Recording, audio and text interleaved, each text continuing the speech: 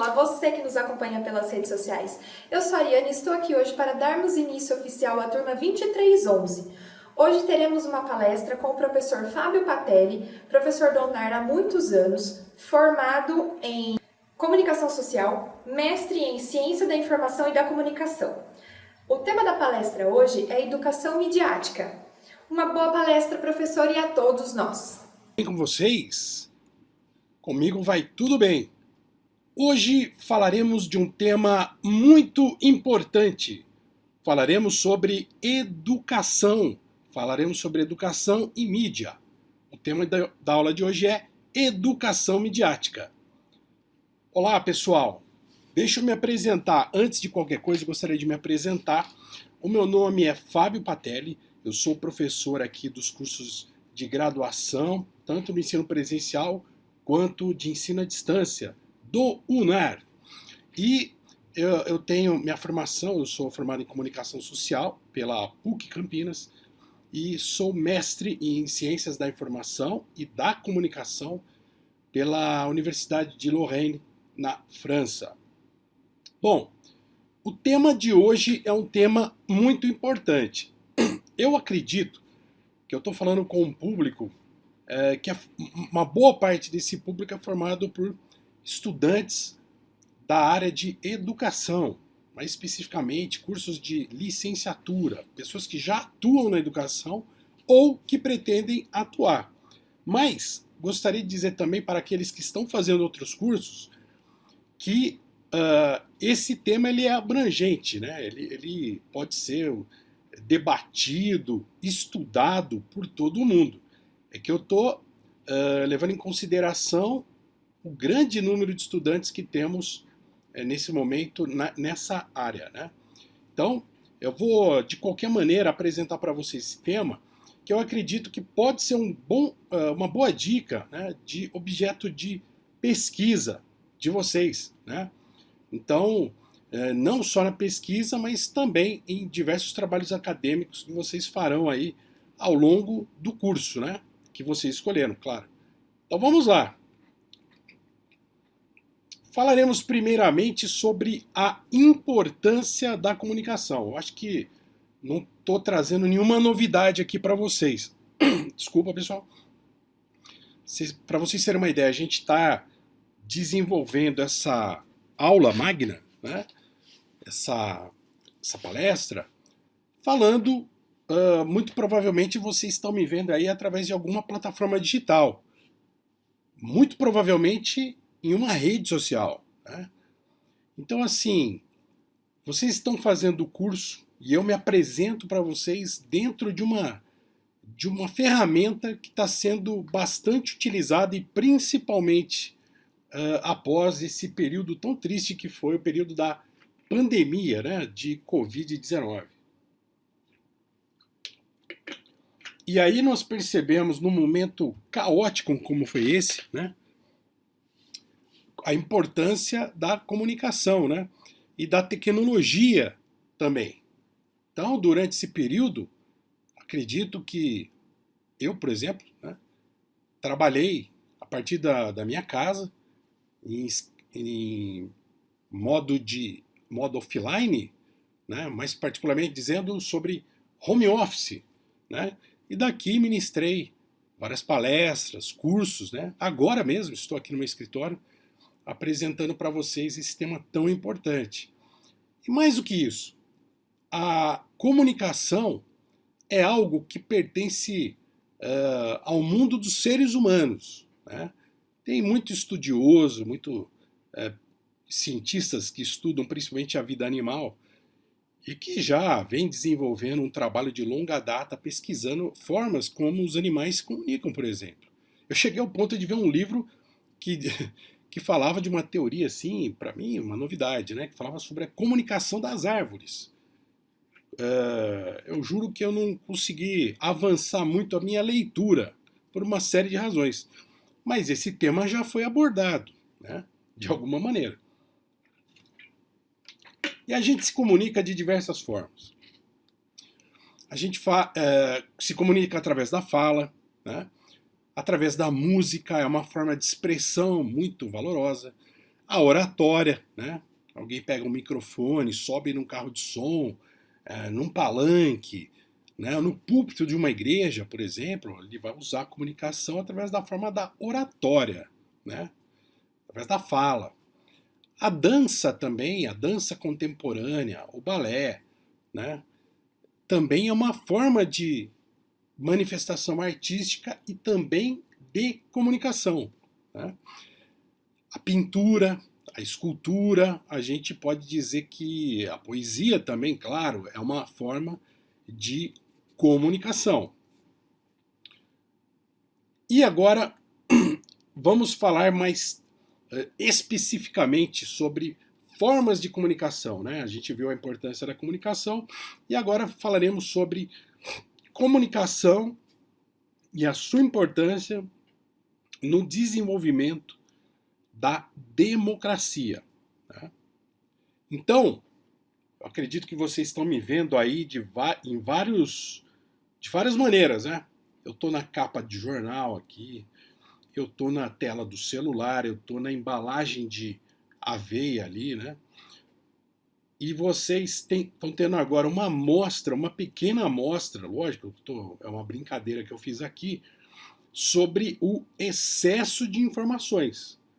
Então, assim, diariamente, a gente, principalmente hoje em dia, podemos dizer que através do celular, né?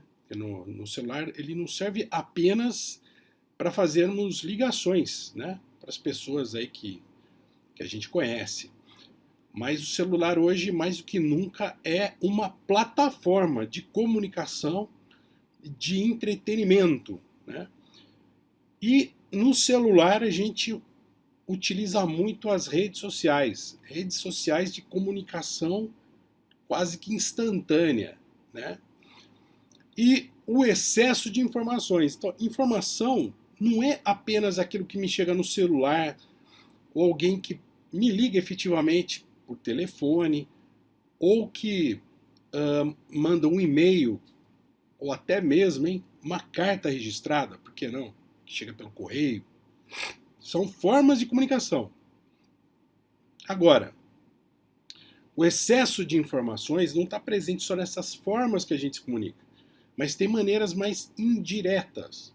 Então, por exemplo, quando você vai no supermercado, do trajeto, considerando que você está, vou dar um exemplo aqui, saindo da sua casa e se dirigindo até o supermercado, independentemente da forma como você, qual o tipo de transporte você vai utilizar, se vai ser a pé, de bicicleta, de Uber, né, de carro, não importa. Provavelmente, durante esse trajeto, você vai se deparar com sinais de trânsito, né? Pessoas, pode ter um carro de som que está passando na rua naquele momento, o vendedor de pamonha, o clássico carro do vendedor de pamonha, está passando próximo ali de você. Você abriu o sinal, você olha logo adiante, tem um guarda, abriu o sinal e mais adiante vai ter um guarda com apito sinalizando para você avançar mais rápido ali, né?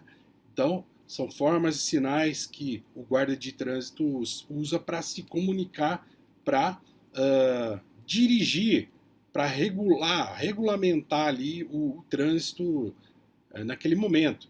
Você pode ver também diversos tipos de propaganda. Talvez o mais conhecido, mais visto por nós num trajeto, né, até um supermercado, são os outdoors, né, aquelas placas com anúncio, né, formato bem grande.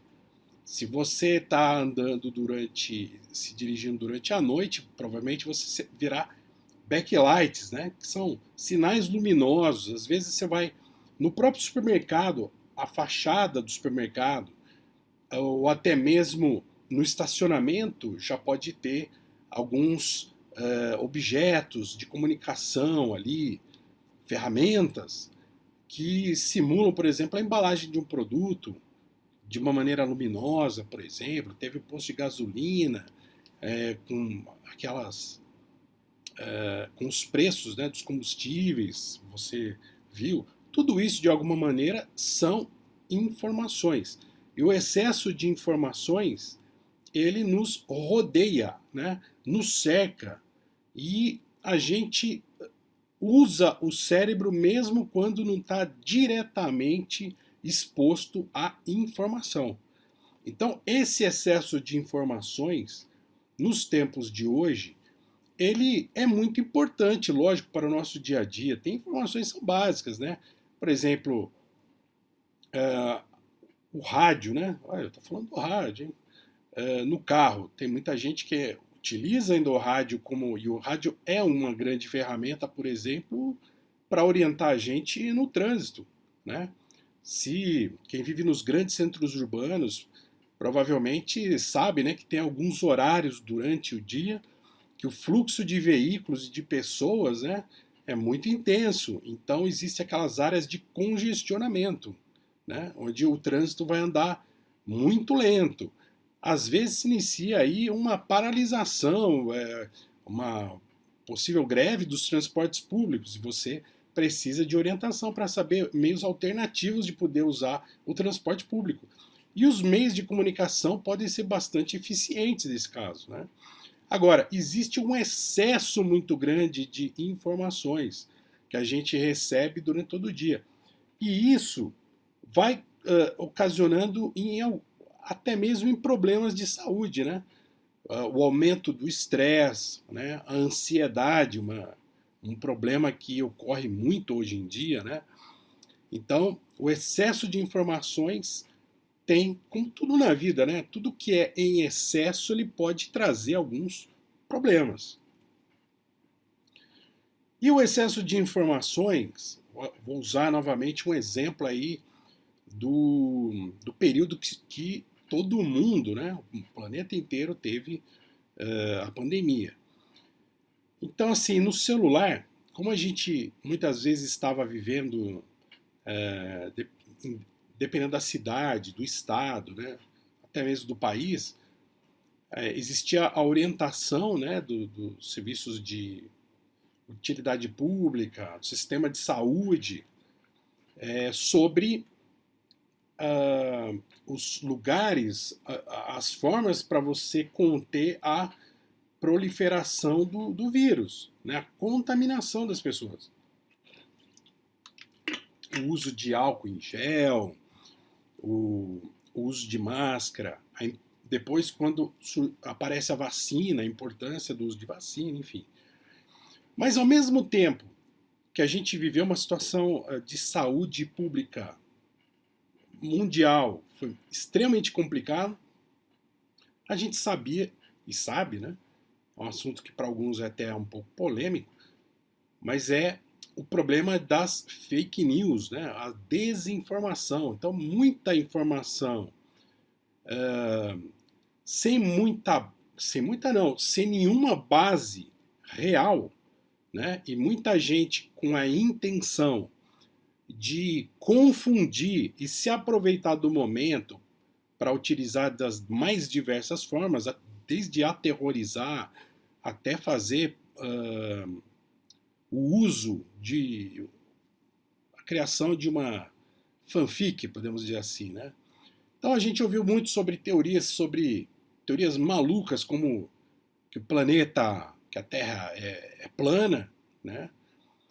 Que uma série de teorias conspiratórias e tudo mais de pessoas de movimento anti-vacina, sobre o criacionismo, que é um outro debate, né? A importância ou não do criacionismo versus a teoria da evolução, né? Muitas pessoas que defendiam o criacionismo, que é uma versão religiosa, bíblica, né, sobre a criação do mundo, como toda religião sempre tem um aspecto que ilustra dentro da sua crença, da sua mitologia, a forma como o mundo foi criado. E isso foi levado às últimas consequências durante esse período aí, né? Mudança climática, como uma invenção marxista, o uso do banheiro unissex na escola, uma coisa também que eu não sei de onde apareceu, né, dizendo que determinados políticos queriam impor o uso do banheiro unissex. Enfim, eu sei que na minha casa, acredito na casa de vocês, por exemplo, o banheiro é unissex, né? Enfim, esse tipo de assunto dominou a pauta e até hoje tem muita discussão e proliferação de notícias altamente perigosas, né? Então, baseado nisso, existe um problema que muitos cientistas da comunicação, por que não? Eu fiz ciência da informação da comunicação, pessoas que estudam sociologia, sociologia da comunicação, entre outros, que psicologia, principalmente, sobre o processo de dissonância cognitiva coletiva. Então, problemas como esse que a gente está vendo na ilustração aqui, né? O terraplanismo, a campanha anti-vacina, por exemplo, o uso de medicação alternativa frente à vacina, que era criada pelos chineses, ou nos Estados Unidos, a gente via muito histórias que vinham que existia um chip que ia ser implantado nas pessoas, esse tipo de coisa aí. Então, a dissonância cognitiva é a base disso tudo, né?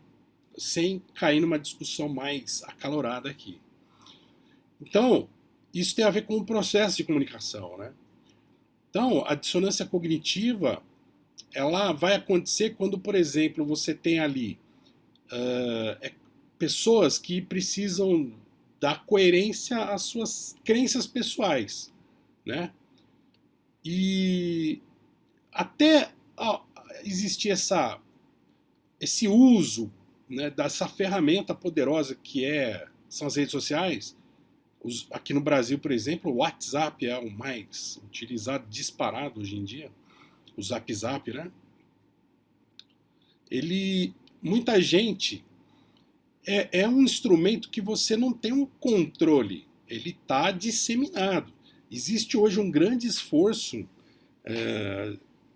de bancadas, né, no Congresso, de teóricos que querem regulamentar a comunicação. Existe uma forma mais, podemos dizer assim, uma atualização da atual legislação. Porque a comunicação, a forma como a gente se comunica, ela mudou muito nos últimos anos. Está mudando agora mesmo, quando a gente está falando aqui, né? Então, assim, aqui no Brasil, por exemplo, a gente tem uma legislação que regula a comunicação como um todo, que ela é muito antiquada. Ela é da década de 60, mais precisamente de 1962. Então, assim, a televisão, por exemplo, que era o principal, ainda é, né? O principal meio de comunicação de massa que existe, a televisão ela tinha um aspecto mais regional na década de 60. A partir da década de 70 começa a ter as grandes redes com uma amplitude nacional, né? Transmissão, existe toda uma evolução tecnológica que permite que um canal de televisão chegue e tenha um alcance em todo o território nacional. E naquela época não havia isso, né? Cada cidade, os grandes polos, né, eles tinham TVs locais muito fortes, né? Embora que hoje em dia existe um movimento para retomar a regionalização dentro de um contexto onde você tem a comunicação em todo o território nacional. Mas isso também é o assunto para outro dia, uma outra conversa. Então, assim, muita gente tinha suas crenças pessoais. Eu acredito que a Terra é plana. Eu mesmo conheci algumas pessoas mais idosas, assim, que viram, por exemplo, o homem pisar na Lua, né, em 1969. Presenciaram, foi transmitido ao vivo para o mundo inteiro.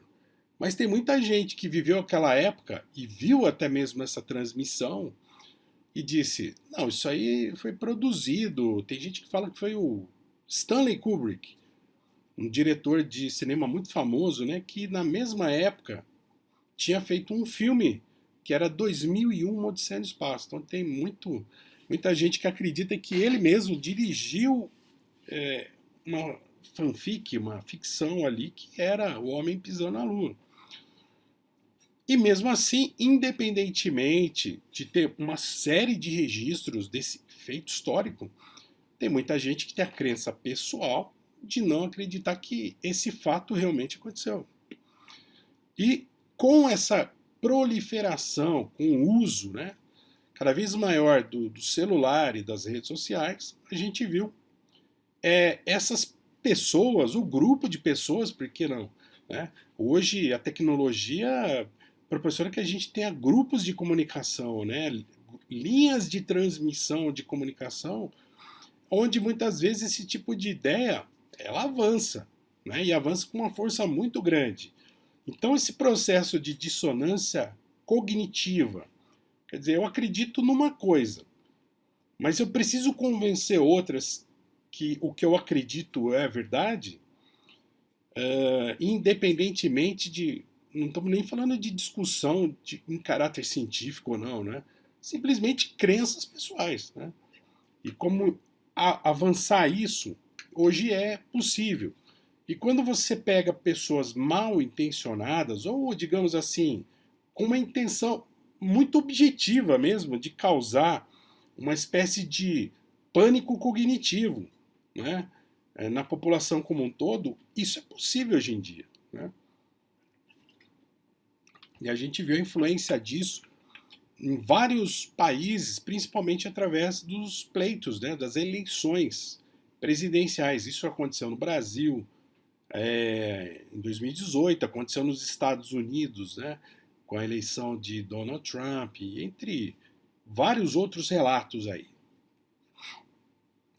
E aí, eu estou deixando bem claro para vocês que eu estou levantando tópicos aqui de um tema maior, né? Se a gente fosse falar agora só apenas sobre comunicação e democracia, eu acredito que a gente falaria durante um longo tempo aqui. Mas eu estou tentando trazer assim ideias, lançando para vocês aí, e eu acredito que vocês possam até mesmo desenvolver, né? Esse é um aspecto da ciência, né? Da vida acadêmica. É você dar sequência nas pesquisas, nos estudos, né?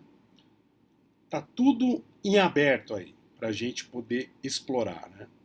Eu acredito nisso. Então, assim, uma sociedade realmente, um país verdadeiramente democrático, ele tem que promover um diálogo entre os diferentes, digamos assim, né?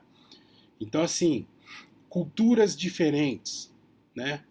O Brasil é um país que foi feito da miscigenação, né? Um país totalmente miscigenado, um país colonizado, direta e indiretamente, culturalmente colonizado também, em todos os aspectos. E a gente tem uma cultura nacional riquíssima, né? Então, assim, os imigrantes, né, que vieram no momento seguinte ao final, à libertação, fim da escravatura, né? E também são outros povos que chegaram aqui e contribuíram também aí com a sua importância cultural, a forma de ver o mundo, a sua ancestralidade e tudo mais. Um povo, um país verdadeiramente democrático, ele tem que promover esse diálogo interracial, intercultural, né? E todos, se possível e desejável, sim, participem, né? Para a construção e ampliação, a força de um país vem daí, né? E se os meios de comunicação espelham isso, então a gente vai poder confiar mais nos meios de comunicação. E hoje, diferente de outra época, a gente continua tendo os meios de comunicação, os canais de televisão, os grupos de mídia, que muitas vezes, principalmente aqui no Brasil, tem uma concentração muito grande, né? Então, assim, o proprietário da TV é dono da rádio, que é dono do jornal impresso da cidade, do estado, e hoje em dia também até da produção do entretenimento, de conteúdo, novela, produção de filmes e assim por diante. Se a gente tivesse, e tem meios para isso, se a gente puder pluralizar isso aí, são formas de você garantir que a democracia, que todos tenham acesso aos meios de comunicação, a gente verdadeiramente vai ter um país mais democrático, né? E principalmente se a legislação permitir que essa liberdade seja garantida, né? Então, mudando um pouco de assunto, eu estou tentando resumir, um pouco, é um assunto, alguns desses assuntos aqui são complexos, vou deixar isso bem claro. A minha intenção aqui é de levantar um debate para que vocês possam ter aí, realizar trabalhos acadêmicos, né? Quando vocês tiverem que apresentar os trabalhos para complementação de atividade complementar, né? Eu acho que muitos cursos vocês podem fazer, inclusive nessa área aqui, né? Para ter a certificação, o número de horas que vocês vão precisar para completar a formação de vocês. Bom, existem algumas habilidades que a gente que está agora no século XXI tem que levar em consideração. Lógico, eu poderia falar muitas outras aqui, mas como o tema é sobre educação midiática, eu acho que tem algumas que a gente pode pensar um pouco, né? Então, assim, a gente vive num mundo hoje que a informação é abundante. Tem muita informação, né? Essa informação, dependendo do ponto de vista aqui, a gente pode perceber ela de uma maneira que ela circula com uma grande facilidade, atinge muita gente, circula livremente e está ao alcance de todo mundo que tem algum tipo de acesso à internet, né? A gente tem, vamos dizer assim, a internet e a TV chega quase que em todo o território nacional. Lógico que em relação à internet tem muita coisa para caminhar ainda, né? A gente ainda tem muita dificuldade de ter acesso a uma internet de qualidade, né? Não adianta ter internet e não ter uma internet que funcione, ou que tenha pelo menos uma regularidade técnica constante, né?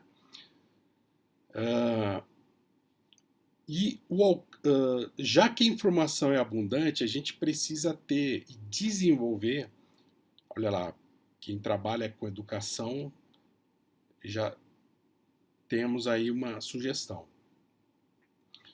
É muito importante para quem trabalha com educação ensinar aos seus estudantes como você escolher, né? Como você obter o melhor dessa vastidão de informação. Antigamente, eu lembro quando eu estava no ensino fundamental, a gente ia fazer pesquisa na biblioteca. Tinha a biblioteca da escola e a biblioteca municipal, que geralmente era bem maior, né? E aí, para fazer pesquisa, muitas vezes você chegava lá para a bibliotecária, falava o tema, quer dizer, ela faria o papel do Google ali. E ela trazia ali um almanaque Abril, no meu caso, eu lembro, ou uma enciclopédia, um trecho de alguma enciclopédia, te dava dicas de como você poderia tirar a informação dali, né? Hoje em dia a gente tem muito mais do que isso. E a gente tem que despertar nos estudantes, de alguma maneira, a capacidade deles se tornarem curadores do conhecimento deles.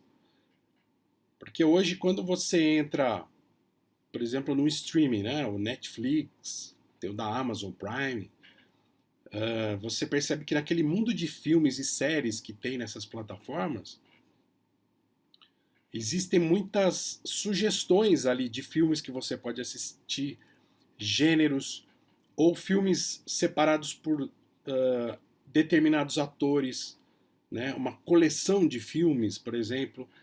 Então, quando você tem uma quantidade imensa de filmes, e alguns deles saem de cartaz também, né? Eles deixam de passar, passam durante um período, depois eles somem. Então é muito importante para quem gosta, né? Ter alguém que te dá uma direção, né? Que te dá um caminho para você poder fazer as suas escolhas. Então, essas habilidades, tanto para o profissional quanto para o estudante, que vai aproveitar no desenvolvimento da sua formação, a gente precisa considerar muita coisa, mas eu acho que pelo menos 4 delas aqui tem a ver com o nosso tema. Primeiro, a criatividade, né? Então, assim, a criatividade na busca da informação, a criatividade ela pode ser aplicada em muitos aspectos da nossa vida, né? Hoje em dia, por exemplo, é muito exigida a questão do ponto de vista econômico, né, da inovação dos produtos, né? O próprio sistema capitalista exige isso cada vez mais das pessoas para que ele possa permitir a criação de produtos ou de soluções ou de serviços para os problemas atuais da vida moderna, né? Então, esse é um aspecto. O outro é de como você se virar nesse mundo, porque hoje as gerações, por exemplo, a geração dos meus filhos, eles já nasceram com internet, né?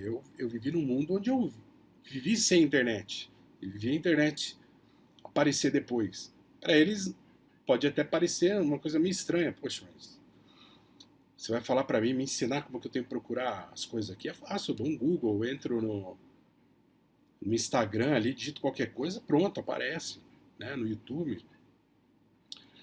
O desenvolvimento do pensamento crítico é uma outra habilidade muito importante, né?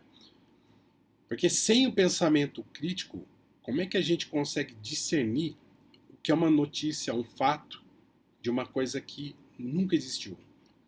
Como é que e outra coisa, descobrir um pouco, se possível, a intenção de quem divulgou, compartilhou uma informação que não tem nenhum respaldo na realidade. Eu acho que um dos problemas que a gente enfrenta nesse contexto atual é isso. Ah, antes você tinha alguns meios de comunicação que apresentavam a notícia, apresenta a notícia para a gente, e durante, por exemplo, um telejornal, basicamente as notícias têm uma duração de um minuto e meio, estourando, né? Se o caso demanda mais informação, bom, eles pode esticar um pouco mais. Mas basicamente assistir um jornal de praticamente 20 minutos, meia hora, com notícias que vêm todas picadinhas ali, né? E dependendo da entonação do apresentador do jornal, tal, a gente vai formando ou de como a gente está atarefado, né? Muita gente está preparando, por exemplo, eu tenho o Jornal Nacional, que é um dos mais vistos. A pessoa está jantando, está fazendo uma outra atividade e está ouvindo o que está acontecendo na televisão. Então a gente tem uma noção do que acontece no mundo através de fração de segundos ou de minutos, né? E na internet está tudo junto e misturado. O pensamento crítico ele sempre foi importante, mas hoje em dia ele se tornou uma coisa assim é, inseparável do conhecimento. A gente tem que estudar e desenvolver ao mesmo tempo essa capacidade, né? A capacidade de colaboração. Colaboração aqui que eu digo é o compartilhamento, por exemplo, de informações e do conhecimento. Porque as plataformas digitais, as redes sociais, a maioria delas, elas favorecem e têm dispositivos de compartilhamento de informação.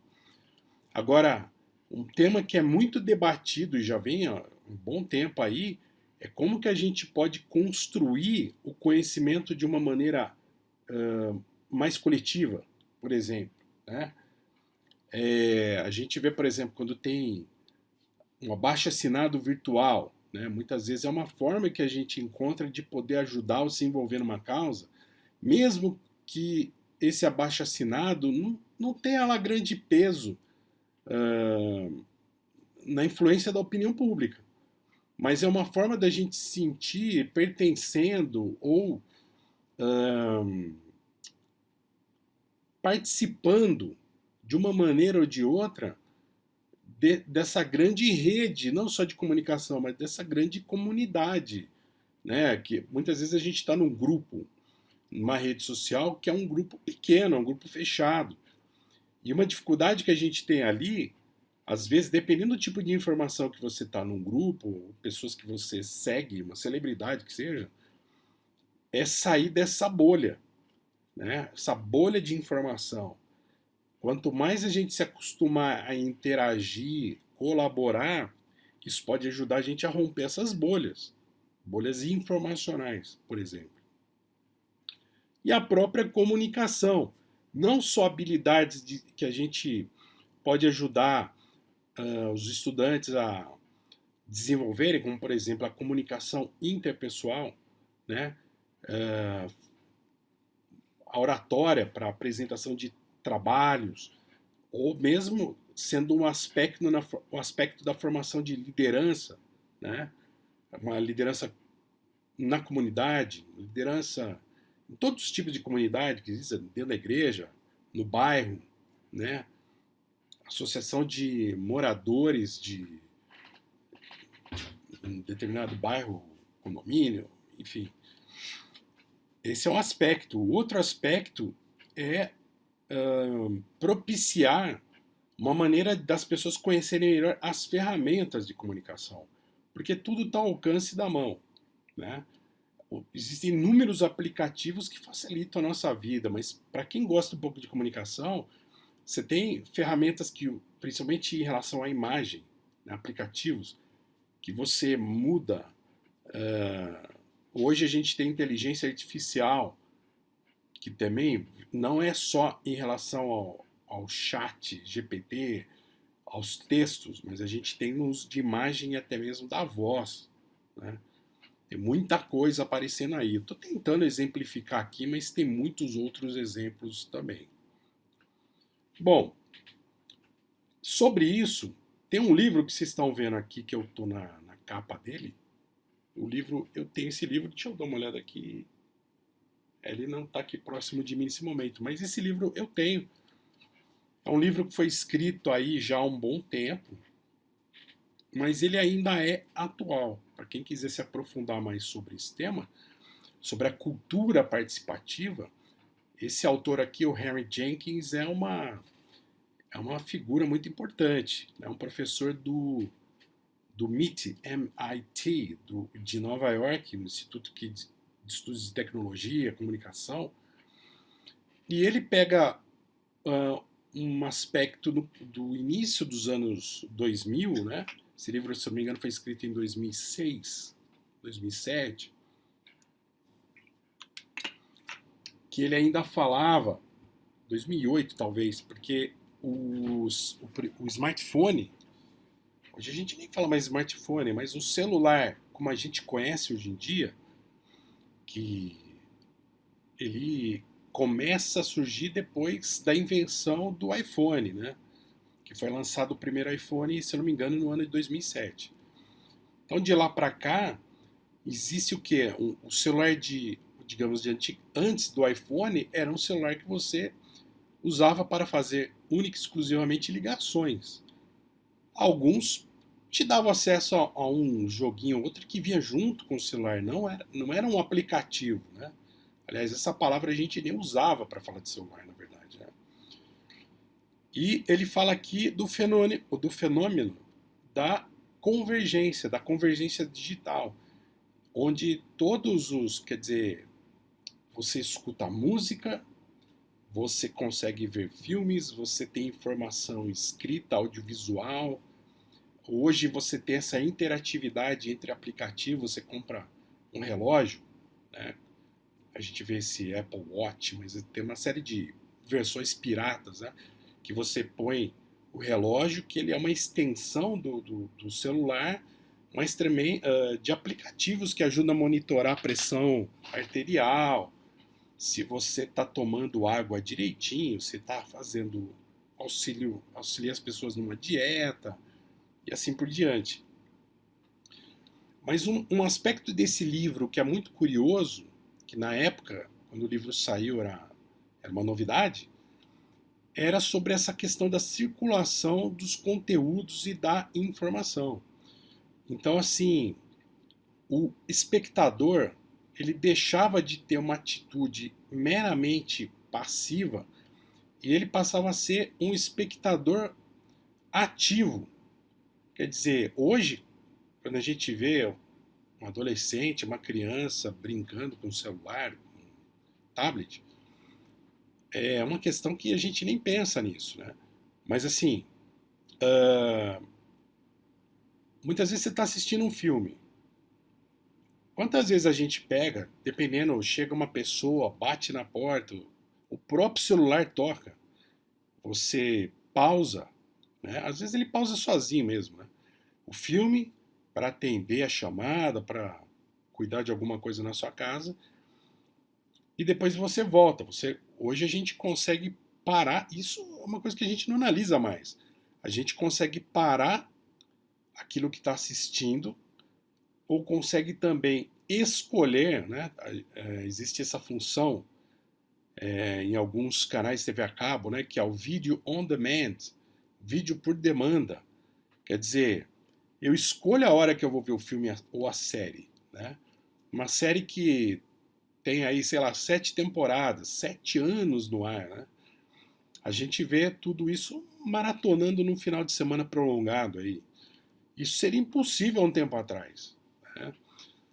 E hoje, ao mesmo tempo que você está assistindo, você para, fala ali no Zap Zap, até passa o link para alguém de um filme que está assistindo, alguma coisa importante, e todo mundo de um jeito está interagindo uns com os outros ali. Mas isso tem um aspecto muito relativo. O que a gente precisa fazer muitas vezes como educador, dependendo do nosso objeto ali, objetivo também, é dar uma direção para isso aí. Mas para dar essa direção, fica aí uma dica de leitura, né? Que esse livro aqui eu acho que é bastante interessante. Bom, temos aqui também alguns dados sobre o uso de internet no Brasil. Então, esses aqui são dados levantados pelo Comitê Gestor da Internet no Brasil, um órgão muito importante, que foi feito em 2022. Então, no Brasil, nós temos quase 150 milhões de usuários de internet versus 36 milhões que não têm condições técnicas, digamos assim, e econômicas de se conectar à internet. A internet não chega, ou se chega, a pessoa não tem dinheiro para ter internet. 142 milhões de brasileiros se conectam todos os dias, ou seja, dos 149 que têm acesso, 142 milhões, isso é um número muito expressivo, entra na internet todo dia. 21 milhões de usuários são das pessoas que não se conectam à rede são pretos e pardos. Então existe aqui uma outra questão que a gente precisa debater também, né? Que está também relacionado à condição econômica e à condição social dessas pessoas que não têm acesso à internet. Quer dizer, muitos deles, com certeza, são apartados da sociedade em relação aos seus direitos, em relação à participação na economia, no trabalho, no mercado de trabalho, em relação aos estudos, né? E isso reflete aqui nesses números também. 62 milhões acesso à internet apenas pelo celular. No início da internet, o uso era exclusivo pelo computador, pelo PC, né? Hoje em dia, pelo celular. Então, um pouco menos da metade de quem se conecta todo dia vai usar pelo celular. E 18 milhões desses usuários, dessas pessoas que poderiam estar acessando a internet, 18 bilhões têm mais de 60 anos ou mais. São pessoas da terceira idade. Bom, aqui eu trago um gráfico, dados de 2022, do ano passado, que falam sobre um relatório mundial aí que saiu, que fala sobre a evolução do número de usuários ativos de internet. Então, assim, em um período de 10 anos, considerando de 2012, janeiro de 2012, até janeiro de 2022, o número de pessoas que acessam a internet, ela dobrou em todo o mundo. É um fenômeno mundial, quer dizer, em 2012 tínhamos 2 bilhões de pessoas, 2,17 bilhão, e hoje quase 5, aliás, esse número já passou, né? São 5 bilhões de pessoas hoje que acessam aí a internet. Então, esse número mais do que dobrou. Agora, quais são isso aqui é um dado muito curioso, né? Os países onde as pessoas ficam mais tempo na internet, mais tempo online. Eu acho que não tem nenhuma surpresa aqui, né? Então, primeiro, o Brasil ocupa a terceira posição. Eu acho que até mais um pouquinho aí, mas enfim. A África do Sul é um país onde, basicamente, os 3 primeiros colocados, eles têm, basicamente, África do Sul, Filipinas e Brasil, tem o mesmo número de horas aí gastas com internet todos os dias.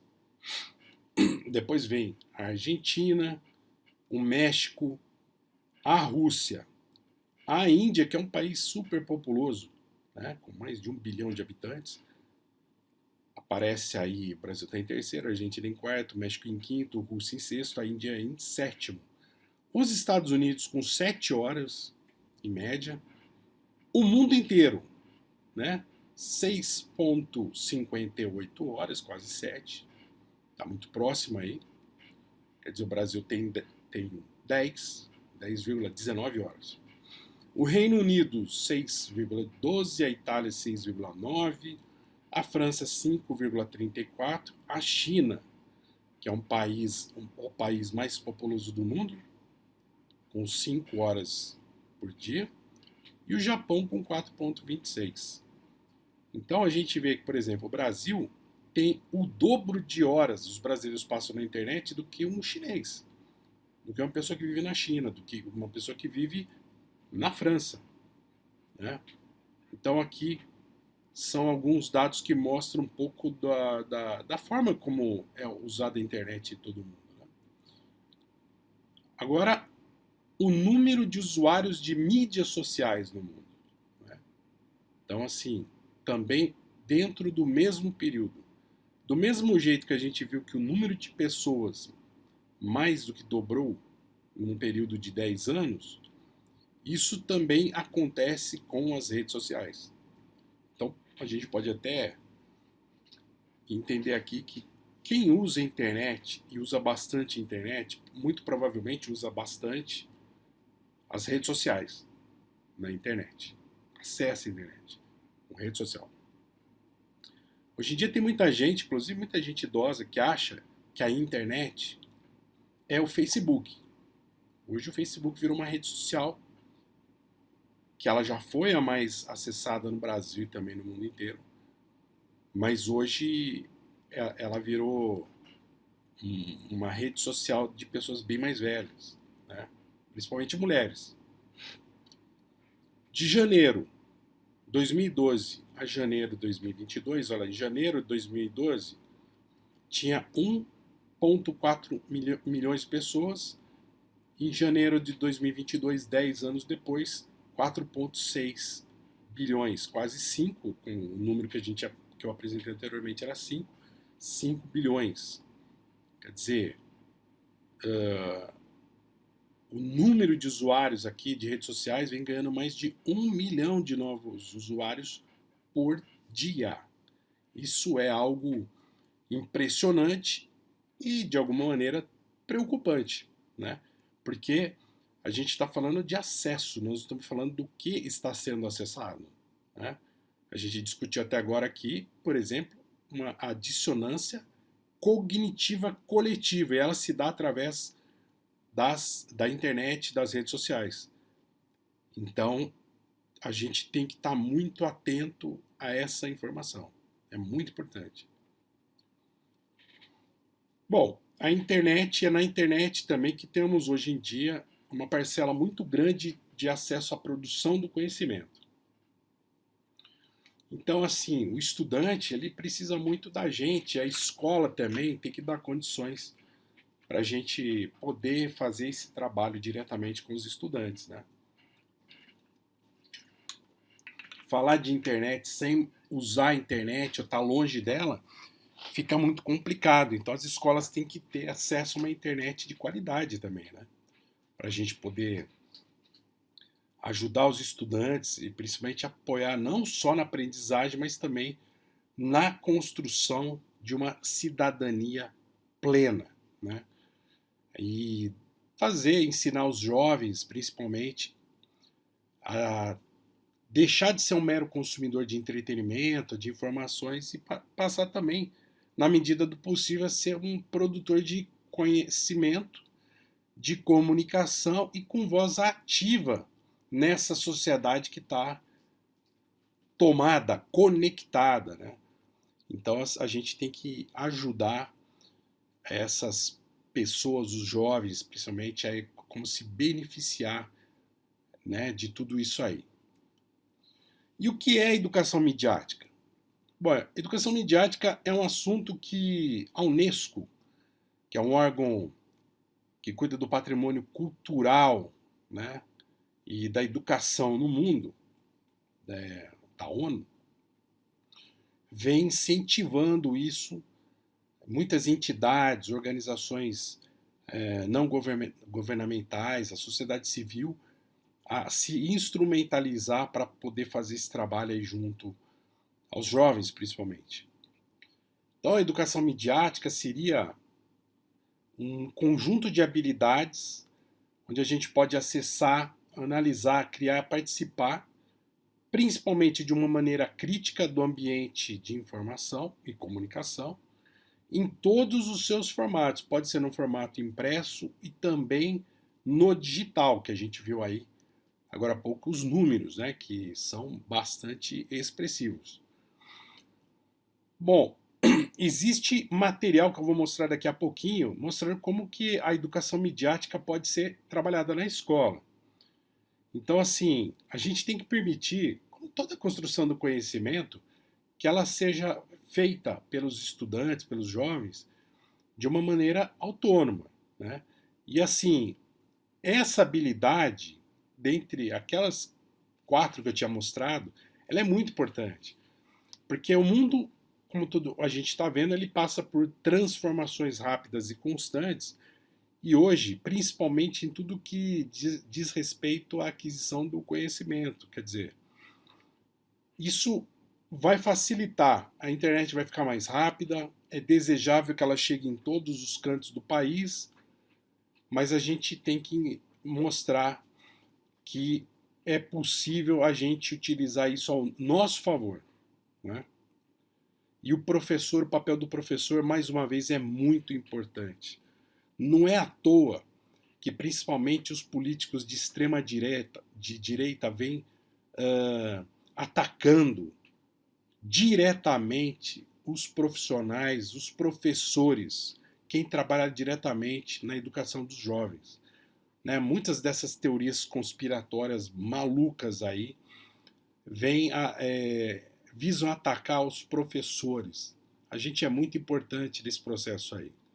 Então, hoje, por exemplo, a educação midiática a gente pode utilizar em relação à Base Nacional Comum Curricular, a BNCC, né?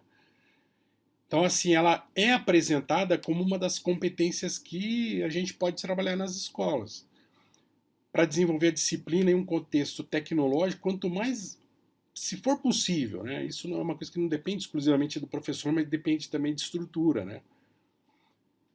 Se a gente puder transformar as disciplinas, ou uma parte delas, disponibilizar e despertar o conhecimento, o uso através da tecnologia, é desejável. E a BNCC, ela, de alguma maneira, ela propõe que os professores, os educadores, apliquem atividades utilizando essas ferramentas. É muito aplicativo, né? Você pode até mesmo, dependendo da sua disciplina e da idade, né, do estudante, você pode trabalhar isso com mais profundidade, né? Eu trabalho com algumas disciplinas que eu tenho formas de avaliação que eu utilizo, por exemplo, ferramentas Google. Mas isso tem que ser utilizado, depende do contexto onde você trabalha e uma série de aspectos. Para que serve a educação midiática? Deixa eu afastar um pouquinho aqui. O celular aqui está pegando. Então, assim, ler, escrever e participar. Ler criticamente, isso eu já falei aqui, despertar o senso crítico, né? Escrever com responsabilidade, porque não só escrever, mas compartilhar também com informações, né? Com responsabilidade. Participar ativamente, a internet é um meio interativo por natureza, né? Então, se a gente conseguir voltar isso para uma participação democrática, para a gente participar de uma maneira mais ativa na formação da cidadania, né, dos direitos, a gente pode estar colaborando aí profundamente para o desenvolvimento. O desenvolvimento da educação midiática pode contribuir bastante para tudo isso aí. Eu até peguei uma frase aqui que eu achei importante do Jean Piaget, psicólogo suíço, mas principalmente quem estuda pedagogia conhece ele muito bem. O ideal da educação não é aprender ao máximo, maximizar os resultados, mas é, antes de tudo, aprender a aprender e aprender a se desenvolver e aprender a continuar a se desenvolver depois da escola, né? Isso aqui é muito importante e vem de encontro, né, ao que a gente está falando aqui hoje. Aprender a aprender. Então, assim, educar para a informação é um jeito que a gente pode encontrar para formar cidadãos livres, plenos de direitos, né, capazes de fazer escolhas conscientes e ter um papel mais ativo na sociedade, né? Também mudar a relação dos jovens com o conhecimento para que saibam aprender a aprender, né? E a gente está no mundo cada vez mais conectado e a gente tem muita coisa ainda a aprender, né?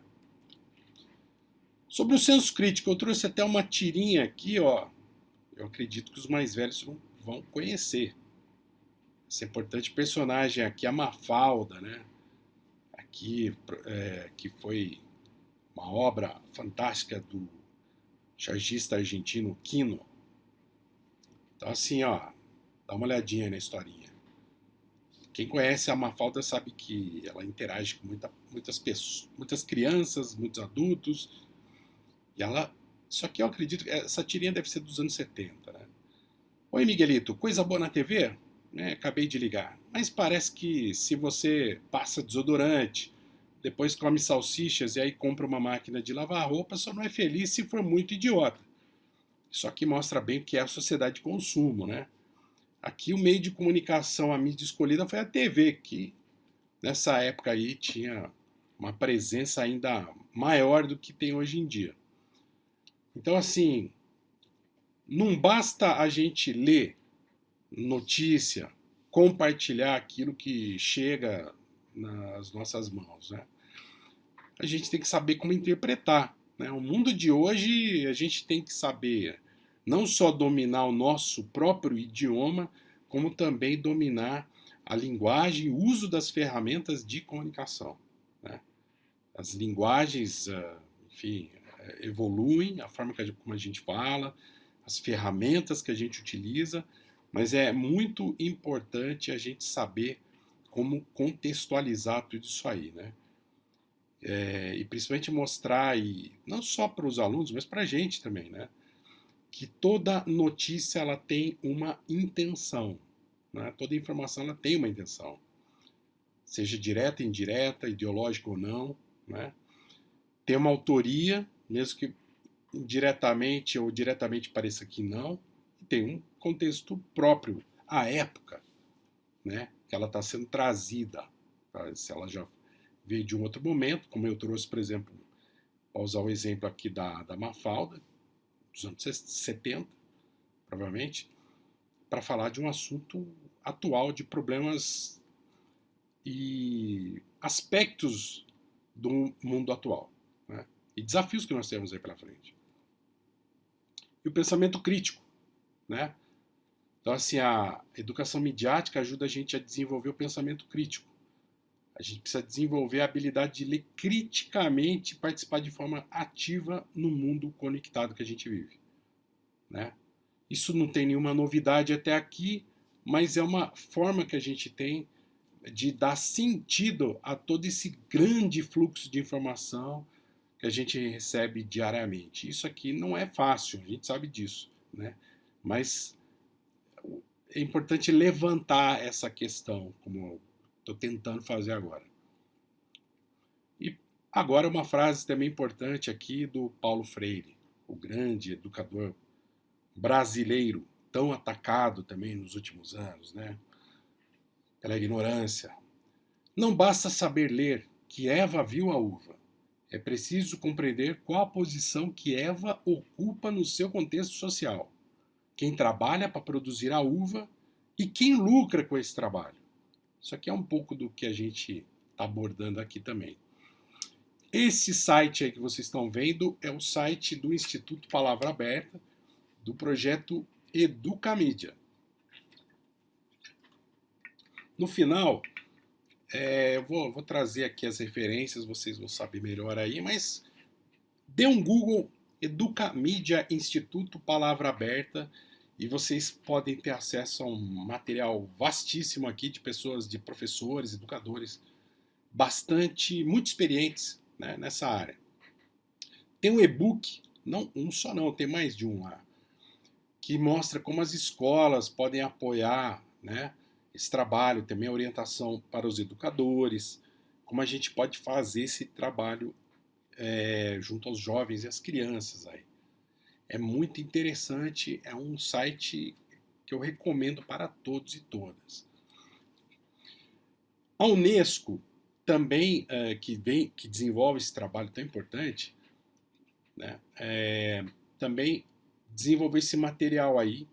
Esse está escrito em inglês, mas se vocês escreverem educação midiática, educação para a mídia, letramento midiático, vocês também conseguirão acessar esse documento em português. Na verdade, é uma espécie de uma cartilha, né, que ensina os educadores, os professores, as pessoas ligadas à educação a como fazer esse trabalho nas escolas. Isso aqui é muito legal. No final também até a referência eu vou passar para vocês. Tem também essa questão, porque o documento, tudo que vem da Unesco, por exemplo, na tradução, ficaria para nós como letramento. E muito do que é falado sobre educação midiática produzida aqui no país tem essa abordagem pela alfabetização, alguns atores, e outros nesse aspecto do letramento. Então, é importante a gente lembrar aqui, né? Então, assim, alfabetização é o processo de aprendizado da leitura e da escrita.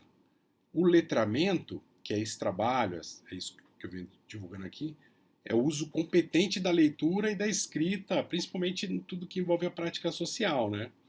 A interpretação dos textos, da informação, assim como o hábito da leitura, por exemplo, é o letramento. Isso em relação aos efeitos, né? Em relação ao indivíduo, alfabetizado ou letrado. Então, o indivíduo alfabetizado é o sujeito que sabe ler e escrever de forma básica. Sabe decodificar, por exemplo, a língua portuguesa. E o letrado é aquele que sabe usar a leitura e escrita de acordo com as demandas sociais. Quer dizer, ele é capaz de interpretar e compreender os textos, assim como ele vai ter ou ajuda a despertar o hábito da leitura. Esse é o letramento. Bom, pessoal, Eu trouxe essa abordagem, a educação para a mídia. A minha intenção aqui foi despertar em vocês o desejo pela pesquisa, e para vocês poderem aprofundar um pouco mais esse tema. Eu acho que tem muita coisa legal que vocês podem se aprofundar aí para fazer seus trabalhos e pesquisa, e até tema de trabalho de conclusão de curso, por que não, né? Eu deixo aqui para vocês o meu abraço, desejo a todos aí boa sorte ainda durante esse período de estudos aqui no NE. E agora eu deixo aqui as referências para vocês, que eu falei agora há pouco. Então, o site do Educamídia é educamidia.org.br, da Unesco, unesco.org, ali tem o barra, você pode ir atrás de informação, tem muita coisa escrita em espanhol também, mas em português tem também.